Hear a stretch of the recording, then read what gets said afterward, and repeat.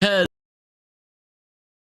Miami. You're watching 305 Sports Now, your home podcast and channel for all things Miami sports related. I am Will.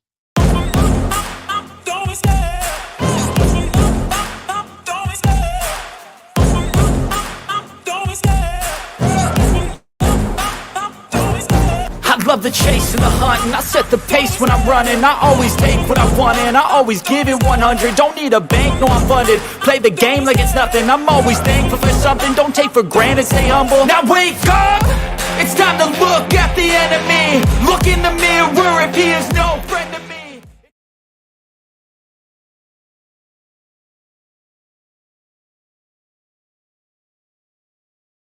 Sorry. This is what happens when you're on live. Okay. You make mistakes like this that you don't see when I'm able to edit. So I just want to tell everybody out there, thank you so much for joining us live here at 305 Sports Now. And this is a live event that I'll be doing once every 2 weeks. And I'll be covering different teams that are popular according to what is going on in the world of South Florida news in particular. So the Miami Heat finished the first half of the season with a record of 30-25 with a very impressive victory against the Philadelphia 76ers. And at that game was a very good friend of the show. We're lucky she was able to pop on here on short notice. We're hoping that her buddies also join us later on. And that is our friend, Courtney, a.k.a. Dolphin. What is up, Courtney? Hi. How are you? Good. How are you? I'm doing just fine. The Miami Heat have won back-to-back games against two very quality opponents. I know Milwaukee isn't playing very good basketball, but they're still a top 5 team in the Eastern Conference record-wise as well. They still got arguably a top 3 player in the NBA. They got Damian Lillard, who should be in Miami Heat personally as well. Then the next night, which you were there on Valentine's Day, I will say it was an upset against the 76ers, winning by a score of 109-104 without Jimmy Butler playing, without Terry Rozier, and also without Josh Hamilton either. So you were at that game last night. What was the atmosphere like? Shout out. I got lucky enough to be in a nice little section of Heat fans. So shout out to the nicest row of guys behind me. They were amazing. They were already drunk when I got there. But it was great. I mean, the atmosphere. So it wasn't like an Eagles game, luckily. There was a lot of families there. And they love Maxey. I mean, they went absolutely bananas every time he was in, every time he did anything like that. That's their guy. But the atmosphere was great. It was friendly. There was friendly banter. I felt comfortable in my little Heat section. There was actually shout out to Heat culture because there was more Heat fans than I was anticipating, and it was probably only at 60% capacity. I mean, it was Valentine's Day, so I'll give them, but it was only like 60% capacity. Tickets were as low as $30 to get in. And it was great. It was a great game because it wasn't a blowout. It was a hard fought game. They went back and forth. It was down to the wire, which are my favorite kind of games. Yeah, I mean, I totally agree with you. It was a fun game. Unfortunately, I wasn't able to catch it because it is Valentine's Day. I wasn't able to catch the whole thing, but I did watch the highlights courtesy of the NBA on YouTube. So they did provide, the best essences of the game as well. I wanted to ask you, and you kind of talked about it when you were speaking right now about your experience yesterday. The Philadelphia Eagle fans are known for being very ruthless, when it comes to their behavior. My friend who's been on the show before, I won't say his name because you'll know who he is. He basically talked about slurs shouted at him from the fans as well while he was there. I know the 76ers are also popular, so the atmosphere amongst Sixers fans versus Eagles fans is not the same. Is that what you're saying? Correct. But I think the difference between the Sixers and the Eagles is that the Eagles, they're tailgating from 9 a.m. all day. So a lot of it is alcohol induced. It's a lot of the younger fratty type guys that are like drunk and they'll say derogatory things to women. They feel like you shouldn't be in our town.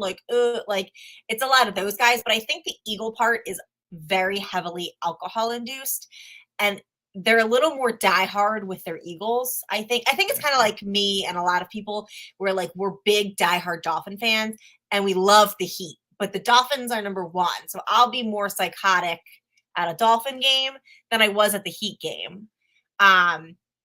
There were still guys full. There was one guy full Eagle gear, head to toe, was just drunk, screaming, but happy screaming. But like you could hear him making a ruckus, and like it took a minute for us to realize that he was just like happy screaming. But yeah, definitely a different. But I also wonder if because it was Valentine's Day, it wasn't at full capacity. It was on a Wednesday. They're not in the playoffs right now. Like it's not a playoff game, and it seemed to be more of a family-oriented show. There were a lot of kids. That I'm just wondering if those factors kind of leveled out the emotions. Maybe if this was like a playoff run, if we were in the finals or something like that, I don't think it would have been a pleasant atmosphere. But Eagle fans and Bill fans are probably my two stadiums I would never go to. I didn't go when we played the Eagles this year. I would never go there. I wouldn't feel safe at those two just because of their reputations. Yeah, absolutely. And it's funny though, because Buffalo's not known for being a mean town, but I heard their fans are absolutely ruthless. You're not the only one. I know you've gotten some. I mean, I see you on X, and I know you get some hate from Bills fans, and your friend Marissa as well gets a lot of heat from them, especially as we were basically making a playoff run with the Miami Dolphins. The nicest fans I did hear, and you're funny because you're in their Twitter page, is the Green Bay Packers fans. So they'll beat your butt, in a game, but they'll feed you like right after. Also, Steeler fans. I come from a Steeler family. Yeah, I know. You told me. Yeah. And so my older two are Steeler fans. Okay. So the Steelers put on like a youth camp every summer, and like a couple of former and players will go there and they do like flag football and drills and all that happy stuff. So we would go. We would take the trek, the whole family. We'd stay for the weekend, and I would take off work, and like that would be like our vacation for my older two. But I would go full head to toe Dolphin gear. I have a Dolphin folding chair. I would sit. I had a pop-up tent, Dolphins. I would be a sea of Dolphin in this Steelers camp, and I would the parents were nice, like the players would even come up and interact with the kids, and we would friendly banter, but they were never I feel like if I did that at an Eagle thing, they'd be like, get the hell out of here. Same with Bills, they'd be like, what are you doing? But the Steeler fans, so nice. They were like, oh, that's your team, we got it. They'd laugh, we took pictures, it was a good time. So I'll say Green Bay Packer fans and Steeler fans so far have been two very pleasant experiences. That's awesome. Bills, That's awesome. Eagles, not so much. But I think a lot of it, like I said, is the alcohol before people do a game. Well, the Bills fans set themselves on fire, so I think that might be alcohol induced. Okay, they're jumping on tables, but some of them are jumping on tables that aren't meant to break, and I'm know. I'm gonna get a spinal cord injury. Yeah, me and Bobby are WWE fans. I don't know if you saw my episode where it was really hilarious. We can give them some advice on what tables could break, rather easily, so they don't, break their back or set themselves on fire. So those are things we could obviously do. I want to go over the season with the Heat with you. I get tied because there's so many. Miami has a lot of sports. I'm a fan of every team.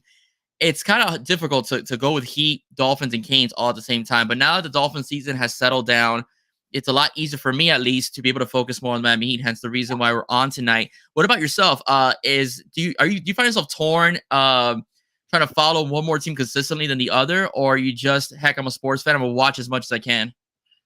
It depends on the season. I think that a lot of people do. Dolphins will usually take my priority, but in the fall, I have 3 boys. They all play football, so I have their football schedules, their practices. I'm trying to watch Dolphin games, do the Dolphin game. Saturdays are usually when my little two, play their Pop Warner leagues. But I'm also trying to hit a Canes game. Am I going to be home in time for that? So now that the season's over, kind of I can focus on the Heat. But the Heat usually fall by the wayside during football season because I have so much football that I'm just immersed in the sport, and I kind of just got to give it my focus. And then as that starts to wean, I pick back up into basketball, if that makes sense. Okay. Yeah, so I guess we're similar. It's hard for me to keep up with, especially the regular season when it first starts. Usually after the All-Star break is when I think the NBA season really starts to pick up steam, because now you're looking at seeding, you're looking at placement in the playoffs, injuries come into play as well, as far as, are you healthy, are you not healthy, resting players, the whole maintenance program that a lot of coaches do now. So So that's where I'm at with basketball. But I mean, I still try to watch as many games as I can during the week when possible. Well, the Heat are 30-25, and I know you're a fan, like I am. What is your verdict on the season so far? They started out pretty well. They had a really good, I would say, November and December. January is what you call a house of horrors, and they've picked it up a bit in February as they become more consistent. Now we're recognizing more the Heat team that we've been looking at in the beginning of the season. So where are you at with the Miami Heat right now as far as play goes? I'm cautiously optimistic. I really, really like what I've seen when we haven't had Jimmy, we haven't had Rozier. Like they went down. Richardson was out for, I don't know if he's still out, I forget. I think he's still out too. I really like to see what the young guys, the benchers, I liked that they came off and they didn't skip a beat. I mean, they've really been putting it together. I was concerned there in, late December, early January, but since they had that players meeting, they're 10-2, I think. About. So I think that they need it. I think they hit it. Spo was playing around with the lineup a little bit, kind of trying to figure it out, tweak it. I think the placement's finally doing that when we come back from the All-Star break. I think we have a game plan. I think we'll have something in place. And I'm more confident, I think, in our bench than I was in last year's finals. Like Lowry, inconsistent. I didn't know what he was going to do. Even Caleb Martin was like hot and cold. But I really like the young team that we're building. So I'm interested to see if we can keep it up. And I'm still on the start Duncan train. I think he does better starting than coming off the bench. People fight me on this, but Duncan Robinson, you can't deny he's absolutely killing it. Yeah, well, he's made a lot of stride. He was a one-trick pony for the most part when he first started. He made his money as a shooter, but his defense was atrocious. His defense still isn't as great as it is, but he has worked on it. He's no longer as much a liability on the floor as he was. I would say maybe his second or third year with the Miami Heat, and now he's driving more into the paint, which I always knew he could do. I didn't know why he never made that a big focus on his game. He's driving into the paint. He's got some swag now. He's actually talking trash right now to the other team. So Jaylen Brown really, I would like to play Jaylen Brown every couple of weeks, just to keep pissing Duncan off a little bit more every week. And I don't get that. Jaylen Brown's not a dirty player, and he almost ripped Duncan's arm out of his socket. Right, for whatever Duncan got in his face, he didn't back down. Yeah. Duncan has that like that mean look that he does. I can't do it. And he absolutely, like that, like he really can get his lips down, and he's gone on like a streak. I can't even, I don't know what happened. It's like Jimmy turns into Himmy. It's like Duncan turned into I don't know. I got to think of a clever name. The drunk guy behind me last night kept calling him Sniper, which I kind of like.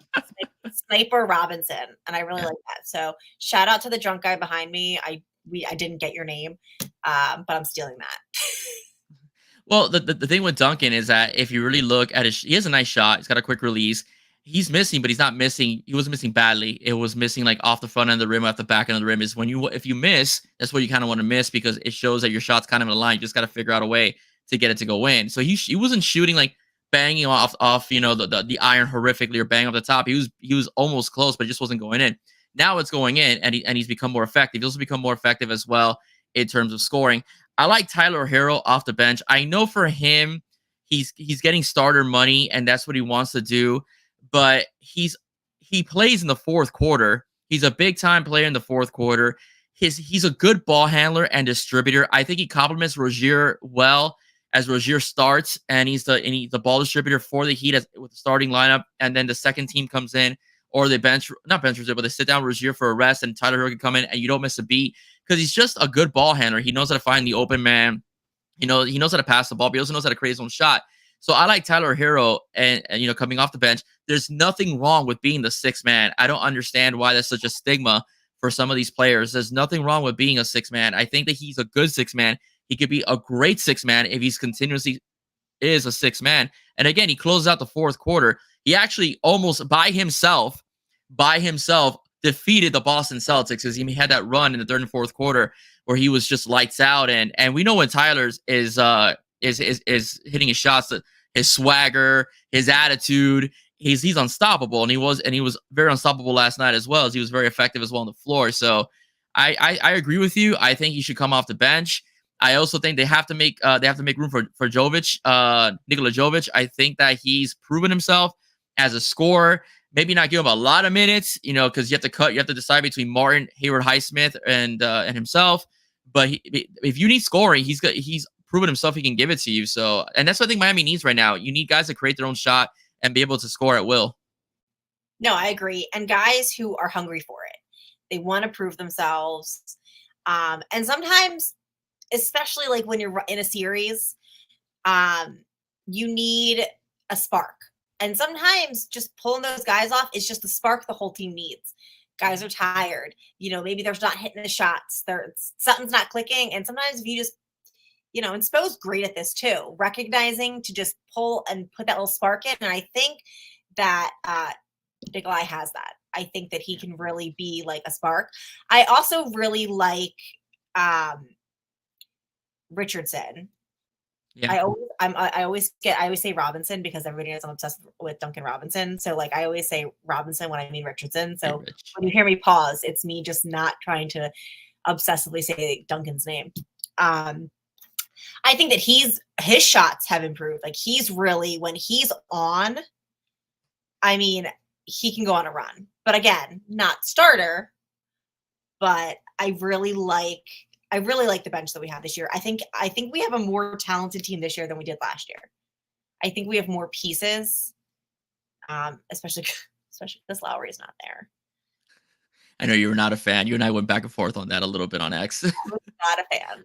I understand your point of view, but you went totally pew when you compared him to Eli Apple. I'm like, no, wait a minute, no. The guy at least has hit some big shots, and he's contributed. Eli Apple stares at tip balls and thinks it's gonna land somewhere in the moon. I don't know. That was I'm still bitter over that in the Buffalo Bills game. But anyways, besides the point. But yeah, I do think we have a good bench.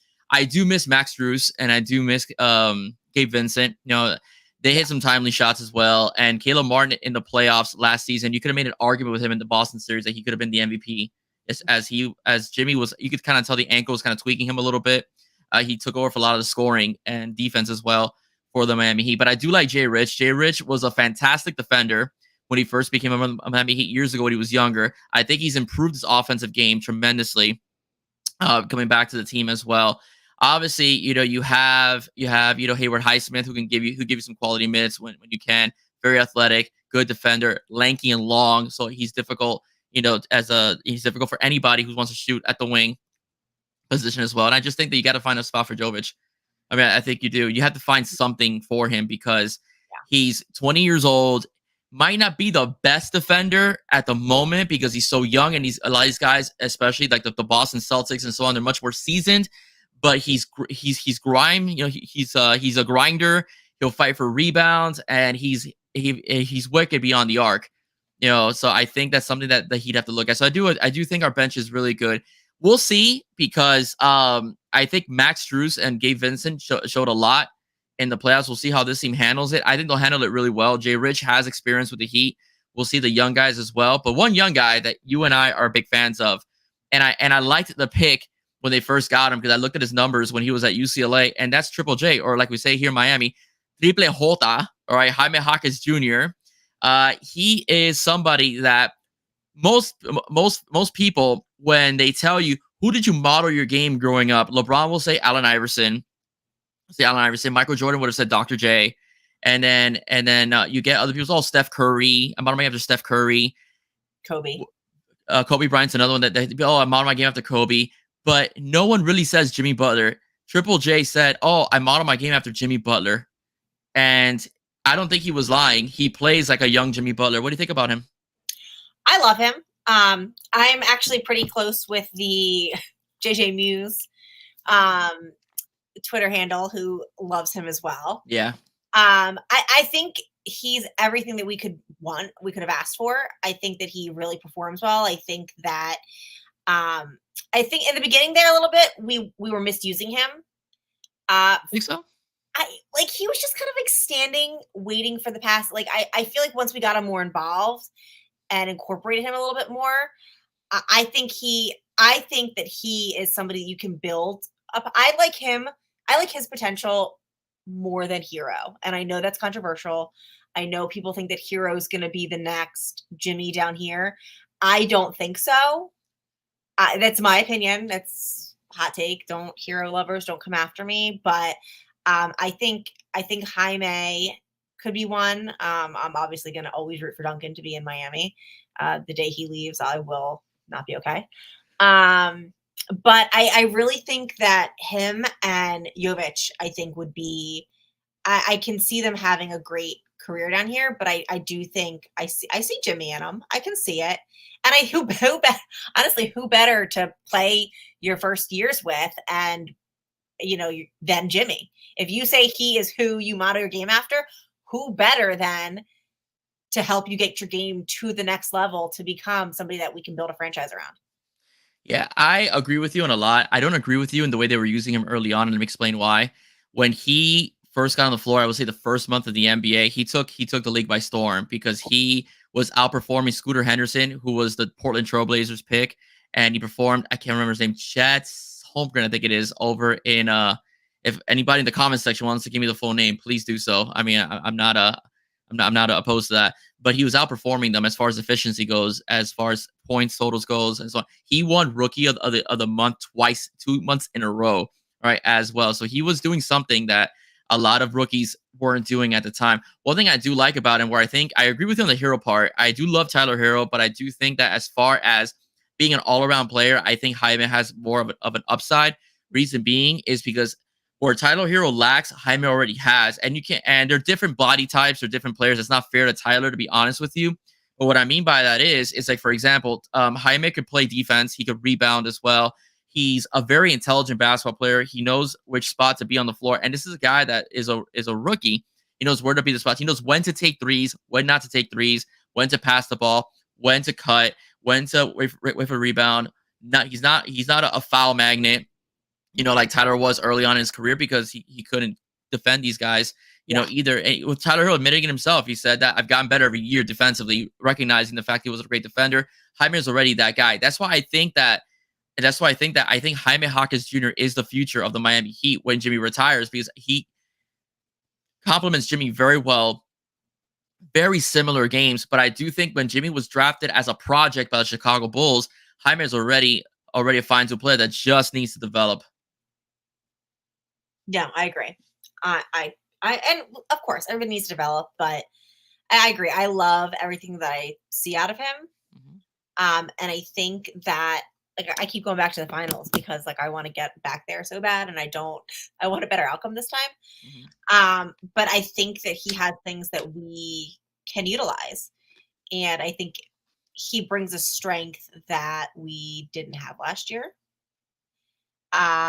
So yeah, I'm excited to see, and who better also, like, I mean, the best coach in the NBA, in my opinion, is Spo. Yeah, I agree. Who better to be developing him and, figuring out how he works and putting the pieces together than Spo himself.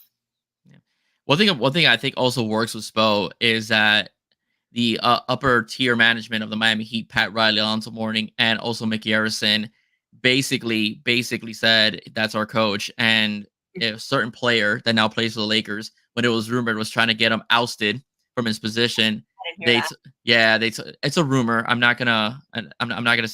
can't say if it's true or not, but you know what happens when people leave, things leak out. We've seen it with the Dolphins. Now we're seeing it with the 49ers. So that was a rumor about that individual player. And Riley told him, listen, we'll make it work because he's not going anywhere. So I think the fact that the team pretty much said, this is our guy no matter what, I think it also players understand that they'll be gone before he is.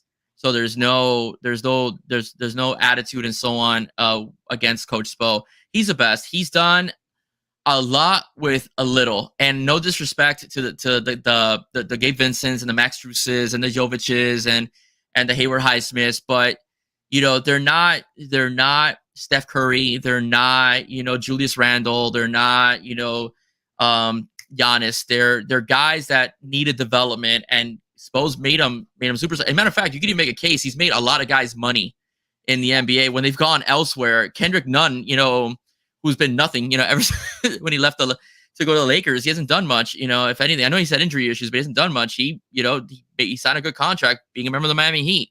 Udonis Haslem took less money to stay with Miami, but Dallas was going to pay more for him to sign him as a power forward. But he stayed loyal to the team that gave him a chance. And now look, he's got his jersey retired in the rafters, as well. So those are things that he does that a lot of coaches don't do. Can you imagine Spo with the Golden State Warriors lineup with Steph and KD, and I'm sorry, not KD. KD's not there anymore, but with Steph and with Klay Thompson and that lineup, it's absolutely insane. It'd be insane, So yeah, I love Spo, and that's why he's gonna be here pretty much until he retires when he wants to leave. Yeah, no, I agree, but it's funny you bring that up because we talked about this on Goon Squad, that it's the Miami Heat curse that teams don't want to get our players anymore because Spo can get the most out of them, their potential, and then they go somewhere else. They make their money, but sometimes there's a curse where they tend to get injured or underperform where they are out of Spo and Spo's system. So it's kind of funny that you say that because, it's not a lie. Not always the case. Some people go on to be successful, but I think that what he does down here is special. And I think that he can develop players like coach. Not all coaches can develop a young player and mold them. Some coaches, their strength is coaching the player that's already developed and older and they can, put it together. But Spo is great at recognizing potential and developing and getting you out of it and fitting you into his scheme. Yeah. And I think that that's a vital part of also Heat culture because we don't just go out and willy-nilly get anybody. They have to fit. They have to fit in. Mm-hmm. And as soon as you tell somebody you need to fit Heat culture, I love that people know exactly what you mean. I don't need to describe it to you. I can't even describe it to you. You can just look at a player and know he's a Heat player. He's not a Heat player. I can't. It's just like you either got it or you don't. Yeah. No, it's absolutely true. I mean, it really is. Like he made Pat Riley told Shaq, "Hey, listen, you gotta lose weight." And the Heat fat shame you. They have no issues doing that. They will fat shame you. They'll tell you, "Hey, listen, you gotta lose weight." Dwayne Wade made a joke when he came back when the Cleveland Cavaliers, let him go so he can come back to Miami. Dwayne Wade said, "I can't eat pancakes anymore." That's one of the things he said. Because they're very big on nutrition on this team and body fat and so because they think that's a big part of longevity during the season. We talked about the Dolphins, how they're falling apart at the seams, and Miami, they really don't have those kind of issues with injuries. If it does happen, it's understandable. Somebody lands on your foot, they knock you on your butt. So it's kind of a relief that Terry Rozier only has a knee sprain. I thought he tore his ACL in that game against I think it was against Boston. I can't remember, against Boston, and Jay Rich just has a shoulder dislocation. They should be back after the All-Star break, so I think that's a good thing for the Miami Heat because they really need them back, especially down the stretch when they're gonna. Because I don't want them to do the play-in again. I want them to get at least the 6th or 5th seed so they could breathe and make the playoffs without having to play another couple games to get in. No, I agree. As soon as they both went down in that game, I was like, I'm getting PTSD from the Miami Dolphins. Like, can we not have our whole team go down on injuries? But then it was funny because I also was like, I wonder if we could get Pat Riley in that front office to also work for the Dolphins. Could you imagine how good the Dolphins would be if we had a front office like the Miami Heat? If we had that kind of organizational structure and I don't even know, continuity of intelligence, I would love it. I joked, I'm like, do you think they just gave Spo a contract? Do you bring Spo over to the Dolphins too? Can Spo do it? Can Pat Riley pop in the draft and just be like, hey guys? Yeah, they're just very different sports. And however, the Dolphins, they have the Robbie family for years, and that was a very stable ownership program. The Huizengas were also pretty good too. Huizenga, wonderful thing about Huizenga, is that he was very much into spending money to make the team better. See, similar to Stephen Ross. I do think though when Stephen Ross took over the Dolphins, he really didn't know what it's like to run an NFL team. And I do think now the Dolphins have gotten better as far as the management side goes. Chris Greer has been hit or miss. Not too bad with trades, I will say. Picking up, Tyreek Hill, not too bad with trades, but I will say that sometimes he's been 50-50 with his draft picks as well. So I think that's something that they have to work with. But the Heat, it's just a machine. But it's been a machine since day one. I mean, they never missed a beat. Arison kind of cheated to get Pat Riley, and I'm not saying allegedly, because the Heat had to pay damages, to get him, so but I don't care. That's just started the war between the Heat and the Knicks. Pat the Rat, the whole shtick over New York and so on. And but it's been a well-oiled machine because Pat Riley wanted ownership, and the Knicks said no, and the Heat said, "We'll give it to you. Don't worry about it. We'll give it to you. You want ownership? Yeah, sure. Well, president, go for it. We'll give it to you." And he's like, "Okay." And lo and behold, I mean, Heat have been a very consistent franchise, as well. So, and another one too that's been really good and consistent lately has been the Panthers. I know that you're starting to get into hockey right now. They're another one that's ever since been. I know they made it to like the Stanley Cup Finals. Yeah, they did last year. Finals there, or is it like I don't know what it's called. The finals. Stanley Cup Finals. It's Stanley Cup Finals. Okay. Yeah, they made it last year. That's another team that's run very well as well. I don't know if it's his military background, but Vinny Viola runs a very tight ship. I know people as far as that goes. People up here were like, because we have Flyers, and they were like, is there seriously a Florida hockey team going to the finals? Like, of all the states that like don't have cold, don't have snow, just hello Vegas, a desert. Just like, what did these like random southern hot places decide? Yeah, let's run around on skates. And I'm like, well, we had rollerblades, so like, is it really that much harder? Kidding, hockey fans, I know it's hard to ice skate them. Yeah, it's not intense anymore. But the Flyers and Panthers used to hate each other. Really? Yeah. I thought the New Jersey Devils and the Flyers were like big enemies. Yeah. Nah, in the mid '90s, when the Panthers had Don McLean, the first run of the Cup, it was the Flyers and the Panthers would gut each other because they had a better team. Like they had, Eric Lindros was in the Hall of Fame as a hockey player. They had Ron Hextall. The guy was hilarious. He's a goaltender, and he used to talk to the goalpost before his pregame warm up. He was hilariously superstitious. It was funny. And then you had John Van Beesbrook, who's my favorite goalie of all time. No disrespect to Bobrovsky, who's out there right now, but I love the Beezer, and he was a goaltender. And the Heat were just blue collar guys. You never knew who was going to score. Right now, the goal scorers of the Heat are very well documented. You have Verhaeghe, you have Reinhart, you have all these beasts, on that team. And then I should do a hockey podcast. You seem like you know a lot about it. I'm over here like, sure, I know who these people are. Yeah, I'm not that. I don't watch it as much. If I had a choice between basketball and hockey, I'm gonna pick basketball, and they're really literally at the same time. But I like hockey. I do like the sport, and I follow it here locally, so I know they're doing very well right now. But yeah, so they have definite goal scorers, and so but it was intense back in the mid 90s. I would say it was very intense. Then when the Panthers are getting bad again, it's kind of it just didn't fester anymore. It didn't fester anymore. But I mean, it's a great sport. You'll enjoy it. You definitely will. And going back to, we're just going on tangents here, but it was podcast with Courtney. Yeah. Well, that's what I want to do, this live thing and bring people on, because I wanted to be super casual. Like I made fun of myself for messing up my own intro live, which I would have edited, when if I would have not done it. So we're just jiving here. No one's like perfect. It's okay. Show your flaws. Thank you. I appreciate it. Thank you, Courtney. So it was so they're very well run as well, but the Dolphins will get there. I think they'll eventually get there. As a positive, I know Evan will probably want to kill me for saying this because I'm Mr. Positive and he's Mr. Not. So what? Evan? No, he's not negative. No. But anyways, to express the point, I look at Tua like this. He was a disaster his first 2 years. He really was. And you can say that the coach, it's kind of tough when your coach wants you gone and dangles a quarterback over your head like a mistletoe on Christmas. That's kind of an issue.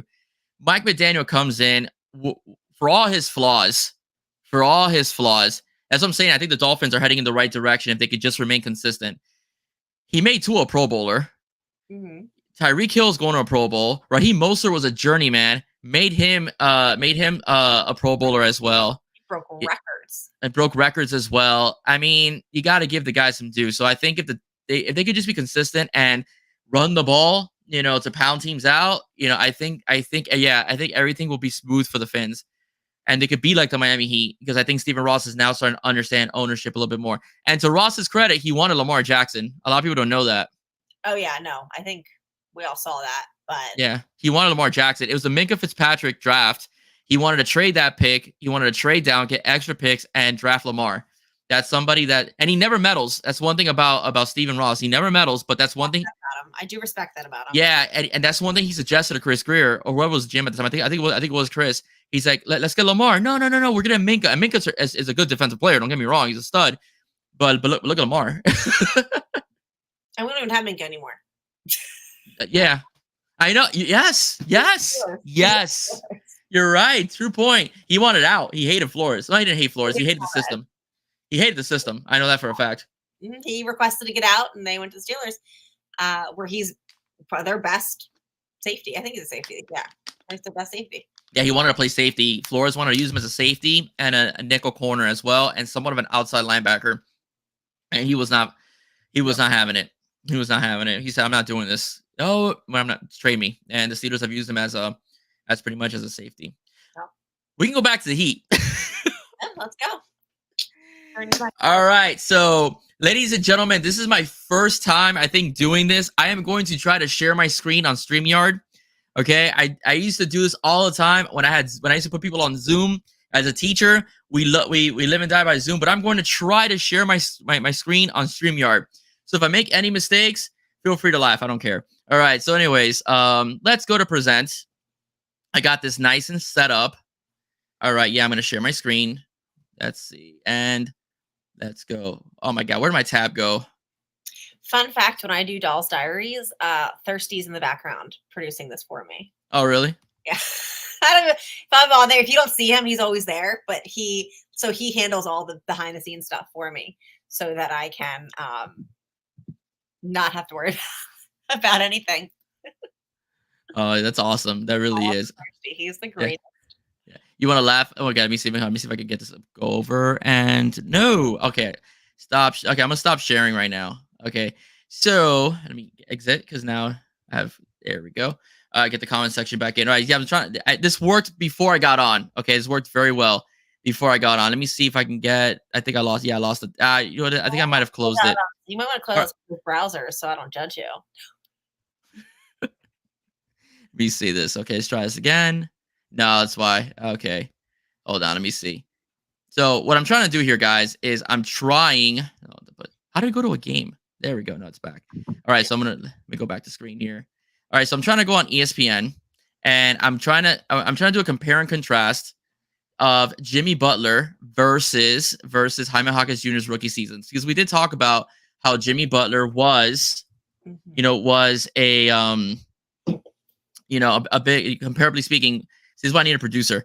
Comparably speaking, models his game. He models his game after, Jaime Jaquez Jr. models his game after Jimmy Butler. So we're gonna see how this works. So let's go with Jimmy. Let me go with Butler right here instead of just sticking with the team. Okay, Butler. Okay, let's go with Jimmy Butler. Come on, Jimmy. There we go. I hate the fact they kept emo Jimmy as a. I flipping love that. When that came out as a photo. I was like, please tell me he's just trolling everybody. No, I said the same thing. I'm like, please tell me you're not doing that. Let's see what works now. There we go. Now I got it. Butler, share. Okay, there we go. All right. Why is it? There we go, Jimmy Butler. Okay, so let's put Jimmy Butler on there, and let's look at his career stats. So we're gonna go to his stats. He's averaging 21 points per game this year.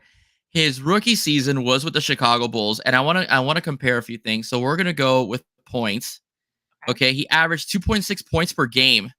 All right, with the Chicago Bulls. Okay, 2.6 points. This is his rookie season. He was drafted, remember, as a project. He still played 42 games, but he did not start. All right, as well. We're really gonna look at Jimmy Butler is his sophomore season with the Chicago Bulls. He played all 82 games. He started 20 of them, and he averaged 8.6 points per game. All right. So now let's go with Triple J, Jaime Jaquez Jr. Here we go. Triple J, Jaime Jaquez. And look at that, folks. Okay, you have almost 13 points per game, almost 4 rebounds per game as well. And he's almost at 50% in terms of field goal, right? He is a flat out beast, okay, as far as that goes. He's, like I said, that's why I firmly believe that the next franchise player for the Miami Heat will be, when Jimmy Butler steps aside, it will eventually be Triple J. What do you think about that, Doll?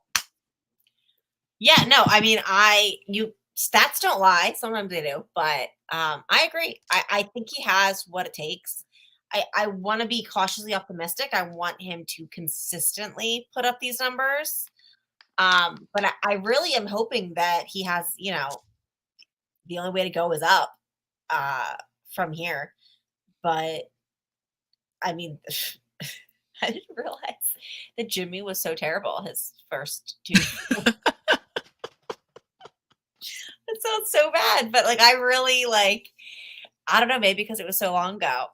I'm just used to the Jimmy we see and love now. But yeah, no, I mean the numbers are wild. Yeah. I mean, Jimmy was drafted as a project, and he was, I believe, I think he was drafted by the Bulls because of his defense. That's the one thing Tom Thibodeau, who is a big defensive guy, liked about Jimmy Butler. So that's why he wanted a player of that caliber. But look at him now. He's leading a franchise. The Heat have been to the finals twice. They should have been 3 times. If they would have been, the Boston Celtics in Game 7 over at the Kaseya Center at the time. So I really do believe that Jaime is ahead of the curve. And I think that Jaime, again, as he develops as a player and he gets more minutes, and the NBA game slows down for him a lot more. By the way, he's going to be in the dunk contest this weekend, so let's not forget about that either. True. He's underratedly in terms of athleticism. A lot of people don't realize that he's a high flyer, even though we know it as Heat fans, but the audience out there doesn't know that. So I think the sky's the limit with Jaime. I think Jaime Hawk is the future of the Miami Heat, alongside Tyler Hero. I don't see Tyler Hero ever being moved. And Bam Adebayo, who's still incredibly young. We forget that Bam's 25, 26 years old only. I feel like Bam's 35. Yeah, because he's been with the team since 19. That's why you feel that way. I feel like Bam's 35. To tell me he's only 25, I'm no. Yeah. 25, 26, I believe. He's about that age. But he's been with the team since he was 18, 19 years old. People forget that how young he came in. He came in, he was a one and doneer over at his college, and he came in, but Jaime was a 4-year starter, or played 4 years over at UCLA. So he's more seasoned as a player, which I do like. I do like when players stay a little bit longer in college because they develop. But I also know that now we have the G League, or they can go overseas, which also helps out their game. So either way is fine. But I do like it when guys, I think it's better for the NCAA when guys do stay a little bit longer. Just college basketball itself, than our one and doneers and just go and either try themselves in the G League or get spots in on starting rosters off the bench with regular NBA teams. I don't know. I come from Kobe coming straight out of high school. To me, basketball was always a little bit not like football to me, where you go to college, Canes, and you play at least 3 years. To me, basketball was always you're not going to college to get drafted, you're going in. Mm-hmm. Or at least that's just my mindset from the 90s. Because you are 10 years younger than me, and you remember how hard. Hey, you call me Grandpa on X, okay? So only because I knew that it affects you. Excuse me? What? You're I'm young. I'm a spry young whippersnapper, Courtney. No. I'm proud of my age. I don't mind. But I'm serious. I remember it was very rare for guys to go from high school to the NBA. When I was younger, and Darius Miles, was one of the popular guys that did it, and he did not pan out well. The average player that went that early didn't do very well in the NBA, but we're starting to see that happen more and more. And guys are open to going overseas, or they're open to going, into the G League a little bit more. Look, we have a 20-year-old, from Eastern Europe that's already showing some development. Tyler Hero's another one too. That's the thing too, as well. People forget that Tyler, Bam, these guys should literally still be not now because Tyler would have graduated, but they could still be in college when they were drafted. So people forget. They're so hard on Tyler Hero, especially second year as a sophomore, and who went into the playoffs, and then had to play on really immediately after because of the whole COVID situation. Yeah, man, the guy had tired legs. You know, you don't play that many games in college comparable to the NBA and the NBA playoffs as well. So we forget that they're like 19, 20-year-old young men. It's not like they're these 24, 25, like used to be back, back in the day, when Jordan came out when he was 22, 23 years old, Pippen and Isaiah Thomas and all those guys came out, after doing 3 or 4 years of college. That doesn't really happen anymore. But I understand you because we've seen a lot of them pan out, and eventually now with the G League they develop and they become star players. Yeah. So anyways, one thing I want to ask you is, now that the All-Star game is this weekend and then we're going to get the second half of the season, how do you see the Miami Heat moving forward? I mean, I'm hoping that I want to get like I probably like the 4 or 5 seed. I don't want to go into another underdog, have to play a drag out, final. Like, I want to go in, breathe, and I want to dominate a little bit. I want to just see them dominate. I want them to come back hungry and be like, you know what? These finals, these are ours. Last year, we were here. We're going back. Kind of like, people are gonna hate me for this. Kind of like the Chiefs. I want to go back to back, but I want to win this one. Yeah. But I can see them being dominant. I don't know when Embiid's coming back, but we got the Sixers. No one's really scared of the Sixers. I really think the team to beat is, I don't even know. In my mind, we're beating them all. So I'm not a good objective person to ask who we're going to beat. Yeah. Well, for me, it's Boston. Boston is a team to beat. They're the most well-rounded team right now, I think, in basketball. Their defense is really good. Jrue Holiday was a steal for them because the Milwaukee Bucks gave him away to get Dame Lillard. Dame Lillard doesn't want to be there. It looks like he's underperformed.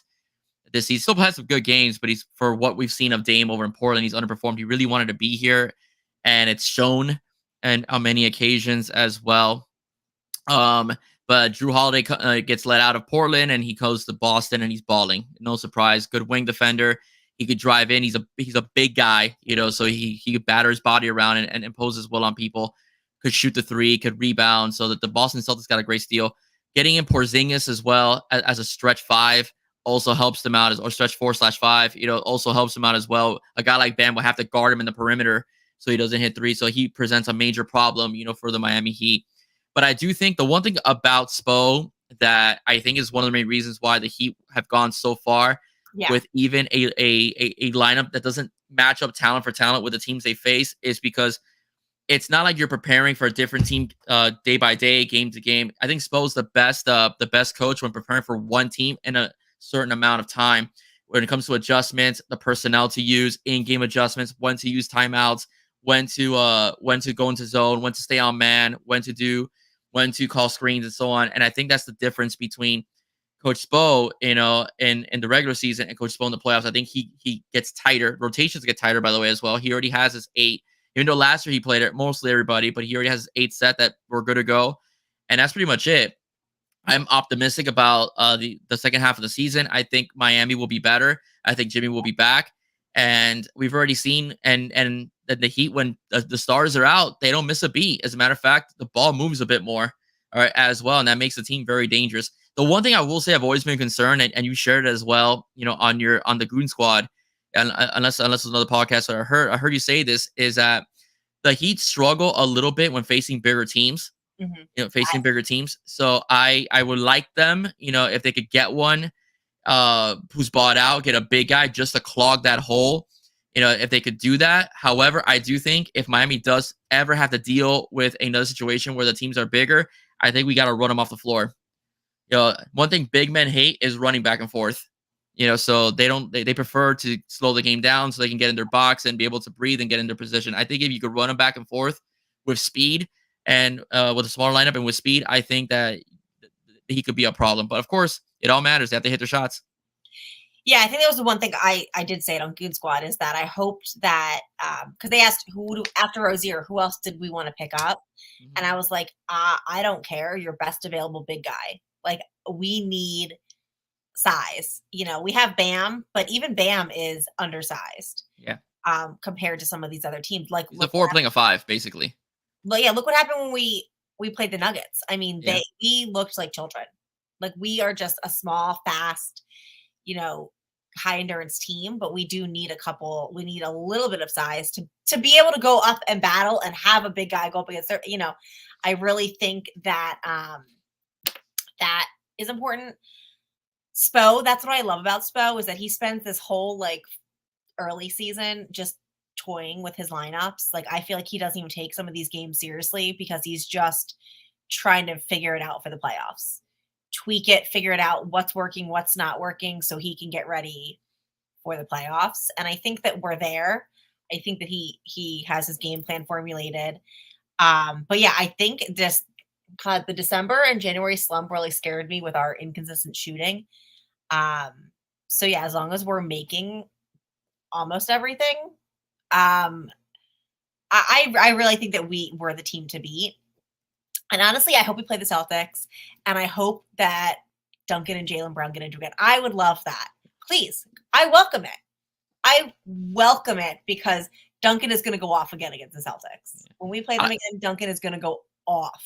Yeah, the Heat and Celtics don't like each other, and I think that makes for a great playoff. And I like the fact that Knicks are even better. So if we do face them again, to beat the Knicks in the playoffs again, will feel just as great as it did last year. The Knicks are a better team, by the way, as well. They picked up a couple shooters, which is something they lacked. But one thing that I do like about Tom Thibodeau, and it bothers him in playoff time, is that he overworks his players in the regular season.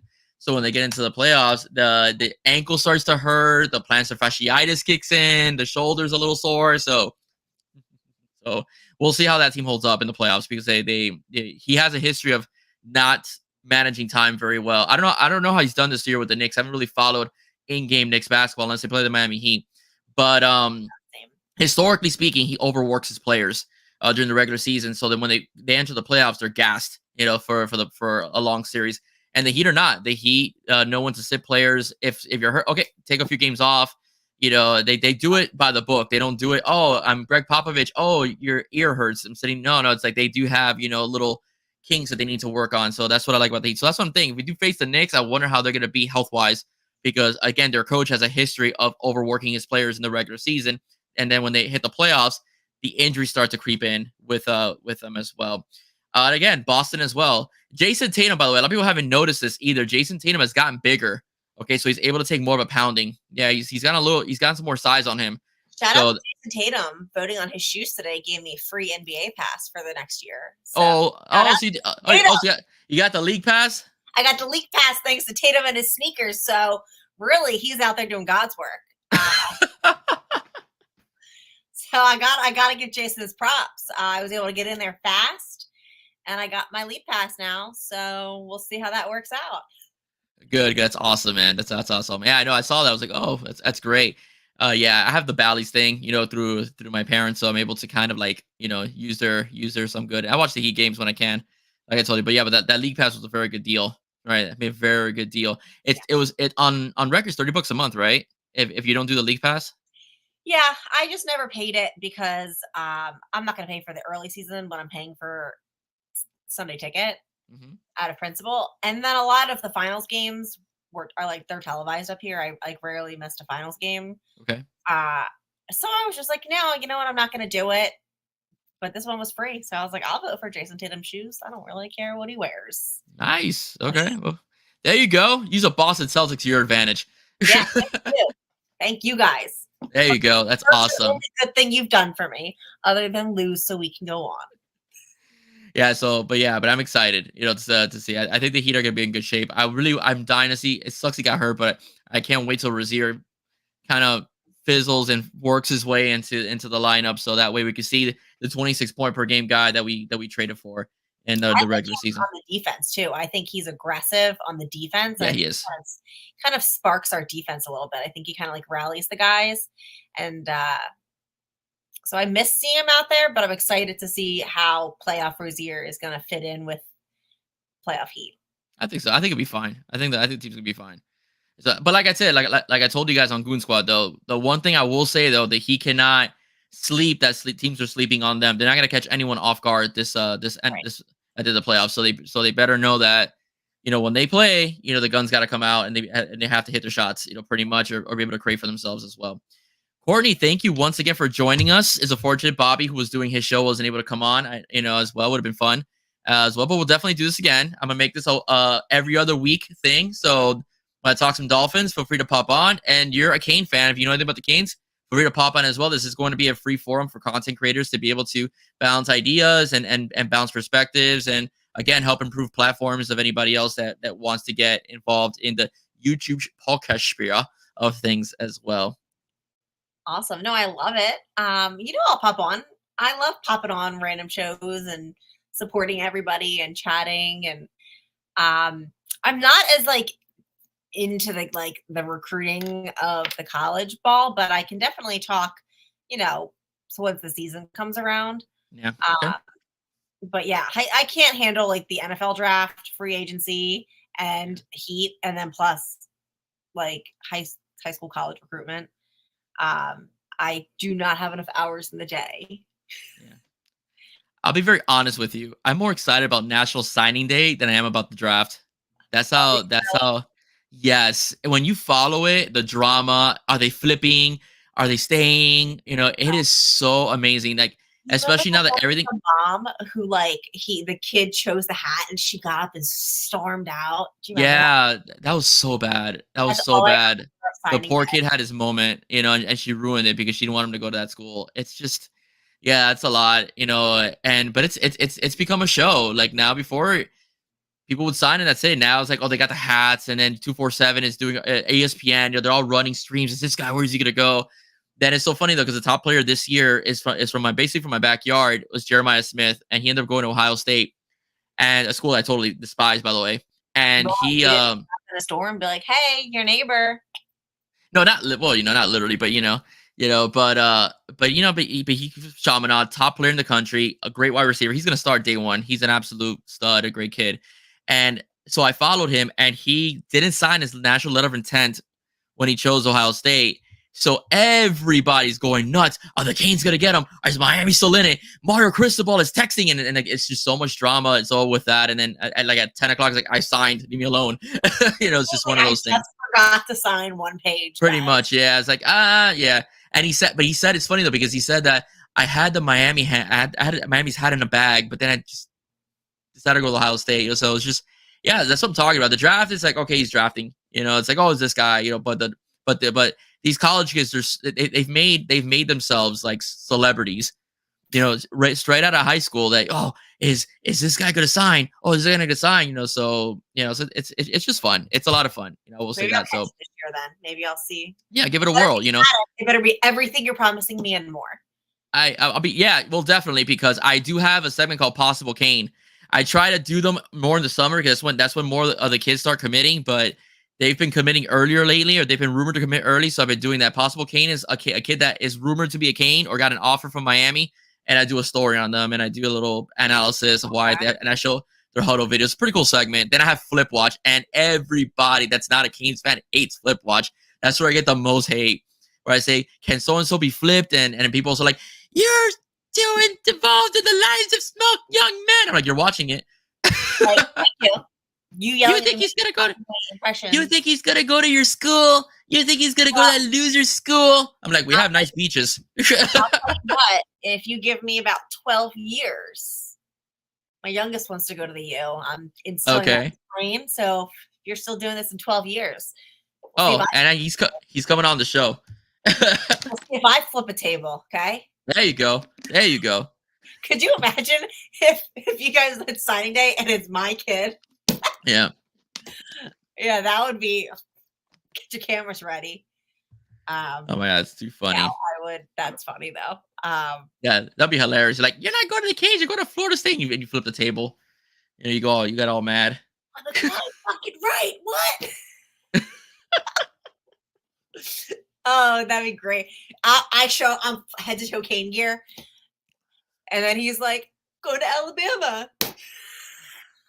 I would be like, I'll do it. I'll what is it? Real Housewives, flip the table, storm off. Even if I'm not actually mad, I would probably just do it. What are you doing? Yeah, that kind of stuff. You're gonna be the most popular kid this year. You know how you're gonna get all highlights everywhere. because you're gonna be the kid's mom, flip the table. Yeah. And you'll be the most hated mom in America, and you'll love it, wouldn't you? Yeah, but I'll be like, guess what? My kid's getting double spotlight. All they gotta do is flip over a table and scream "fuck wide right." Yeah. No, and Bobby will love it too because he'll get a lot of eyeballs. Like I have the woman that flipped the table because her kid went to another school. I'm gonna be like, Bobby and Thirsty. Guys, I have the interview. I have an exclusive interview right here. That's great. That's great. Yeah, 12 years. That's too funny. You guys are still watching me in 12 years. All right, so Courtney, this is what I'm gonna do right now. I'm gonna tell everybody where they can find you, and whatever I miss, you tell me. You let the audience know. Okay. So everybody, if you had a good time watching Courtney, aka Dolphin, on here today on this live episode of 305 Sports Now, you can find her on Doll's Diaries, okay, which I think is on Mondays at 7:30. Yeah. On YouTube. Okay. Doll's Diaries is 7:30. She's also on the Finns Talk Sports Network with Bobby and Thirsty as well. Makes appearances as well. Josh Wingate, all those guys, great content, great Miami Dolphin content as well. You're on with them as well. I don't know when they have their episodes, all the time because there's so many I'm covering, but I'll just go with it. And then you also have another show with Dolphins Thirsty with Rob. Goes by Dolphin Thirsty as well. And his episode airs when again? Your episodes with him air there? He comes on Doll's Diaries. And then I'll sometimes pop on his. I'm gonna pop on his. Okay, so you're on his. Regardless, you're on his. On his, you'll find as me on well. Yeah, and the Finns Talk Sports Network doesn't just do Dolphins; they also do the Miami Heat. And Courtney is also on the Goon Squad as well, which airs when? Does it have a consistent date or? We try for Wednesdays. Okay. But Wednesdays or Thursdays. This was Valentine's Day, so we didn't get around to it. But it's usually Wednesdays about 8 o'clock. All right. And one more that I can remember, and that is you're working on something with Finstanza, also known as Evan Posner. When is that going to air? So Evan has to go out of the country for some work. So probably in the next 2 weeks, it's going to be called Beauty and the Beast, and it's literally going to be a show about nothing. It's just going to be me and Evan going for however long we want, talking about really whatever we want to talk about that day. Okay. It could be sports, could be Heat, could be life, could be kids, could be not. Whatever we want to do. It's probably always going to come around back to the Dolphins in some way. But yeah, it's just we're calling it a show about nothing. That will air. We're aiming for Thursdays, but more will come out when he is his life slows down a bit. Perfect. All right, not a problem. And if you let me tell you, just subscribe to all of them, everybody. Did I miss one, by the way? Forgive me. Did I miss any of them? No, I think I got them all. Okay, perfect. I just pop on here I am. I'll just pop on anywhere. Thank you. I appreciate it. By the way, I appreciate it. I think we had a fun back and forth. I'm not gonna lie, and so on. We went on tangents about the Dolphins on a Heat podcast. It was hilarious. It's nice for you not to be trolling in the comments. So that is true. And thank you for not trolling me and just popping on because you told me I'm gonna get you, and so on as for all the trolling. So thank you. I greatly appreciate it. Yeah. So what was I gonna say? I lost my train of thought. Oh, that's right. Subscribe to everybody. All right. Subscribe to all of them. Subscribe to Doll's Diaries. Subscribe to the Finns Talk Sports Network, all their shows as well. Subscribe to Dolphin Thirsty. They're doing great things over there as well. The Dolphin. Listen, I'm gonna say something to you. I don't know if I said it early on the show. It's been an hour. One of the main reasons why we've been doing so much work with Finns Talk and Bobby and Thirsty is because of the young lady that's here. Courtney, when I had her on, she told her partner Thirsty, then we got together, and then I reached out to Bobby because she was on his show, and the rest is history. And I got on his show, so she's helped network all of us together. So we're very happy to have you. As far as the YouTube podcasting Jofferspiel goes, as well, we're very happy. Okay. One more thing I will say too, and I'm gonna reveal to you something that I told Benny from over at YouHeard. So subscribe to YouHeard podcast as well. Is that this is the future, ladies and gentlemen? The podcasters, people like us, we're not going anywhere. Mainstream sports media doesn't always give you authentic points of views. Guess what?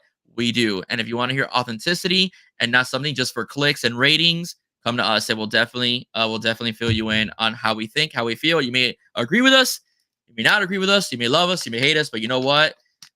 We love your feedback, and that's all that matters. All right. If you like what you heard, please do not forget to like, share, and subscribe to 305 Sports Now. And don't forget to like, share, and subscribe to everyone whom I mentioned, including Dolphin over here, Miss Courtney. Have a wonderful night, guys. Stay safe. God bless. See you soon. Go Canes, go Dolphins, and definitely go Heat. Bye-bye.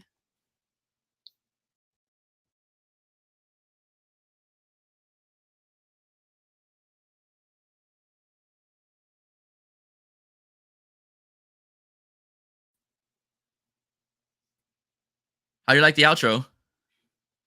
I like that. Is that Miami? Oh, there we go.